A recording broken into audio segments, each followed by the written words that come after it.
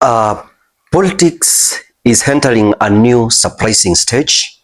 For a long period of time, many people have been thinking that President Ruto's main threat was Raila Odinga or Kalonzo Musyoka. Others even believed that Rigathi Gachagua would split the government and weaken Ruto.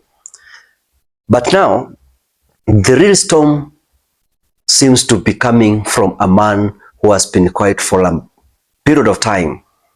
Fred Matiang'i, his silent moves are now creating shockwaves across the country, and for the first time, Ruto's State House, the team there is not sleeping peacefully. Na mjue kwamba after 2022 we were shocked that after Ruto and Raila Odinga, nani ataenda kuwa kiongozi wa hii nchi, but now we have the option and Kenyans are now running politics vile haijawahi fanyika. Welcome back to my YouTube channel, ladies and gentlemen, the channel where I break down politics in simple and clear. If you are new here, kindly subscribe, turn on the notification bell so that anytime I do my videos, YouTube will automatically notify you. Now, I want to ask one key question in this conversation. Why President Ruto is so worried about Fred Matiang'i? To answer this, I'm going to look at three important things. Number one, Matiang'i's unique political style, which makes him very different from other opposition leaders. Number two, how Matiang'i is quietly building support from voters Ruto cannot easily control. And number three, why Matiang'i's rise could change the entire 2027 elections. And without wasting much time, ladies and gentlemen, let me dive through this and show you. Fred Matiang'i is not like the usual Kenyan politicians. He does not rely on insults. Rallies every weekend, he's not there, or making noise in politics platforms. And Fred Matiang'i is known for his performance. When he was in government, he was respected even by those who did not like him because he got things done. He handled education reforms, security issues, and public service with a firm hand. And this left an image of him as a serious and efficient leader. And this style makes him stand out. At a time when Kenyans are tired of endless talk and little action, Matiang'i's reputation for discipline looks like fresh air. That's the first reason why President Ruto is worried. Matiang'i is the opposite of him. One thing many people forget is that not all voters attend rallies or shout on TV shows. There's a big group of silent voters in Kenya, people who are tired of drama but still vote. And these are the voters who can surprise politicians. Matiang'i appeals to this group strongly.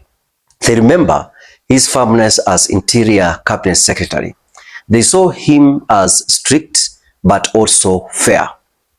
They believe he can bring order. Where chaos has taken over, he can bring order. If this silent group rallies behind Matiang'i, President Ruto faces a challenge that money, rallies, or propaganda cannot easily solve. Now, imagine Matiang'i joining hands with Kalonzo Musyoka. That ticket would bring together Eastern Kenya, Kisii, and even parts of Western Kenya.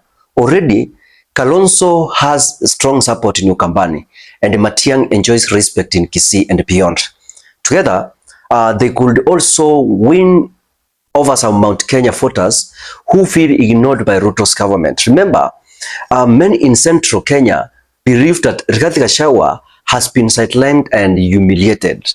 If they do not fully support Ruto in 2027, a Matiang'i Kalonzo team could benefit directly. And that possibility keeps Ruto's team awake at night. Another thing that makes Matiang'i dangerous to Ruto is his clean image internationally. Foreign partners, especially in the West regions, respect him for his professionalism and discipline. If he decides to run, there's a high chance he will enjoy quiet but strong backing from outside Kenya. And this matters because global influence plays a big role in elections. Even the time it's not openly admitted, you'll get the support. When you put all these factors together, the danger becomes clear. Raila's protests cannot be managed. Gachagwa's rebellion can be contained. Kalonzo's moves can be negotiated, but Fred Matiang'i is different. He does not allow the usual political script. He's calm, silent, and steady, and that makes him unpredictable. And this is like an earthquake. For a long time, you don't hear anything, but deep underground, the ground is shifting.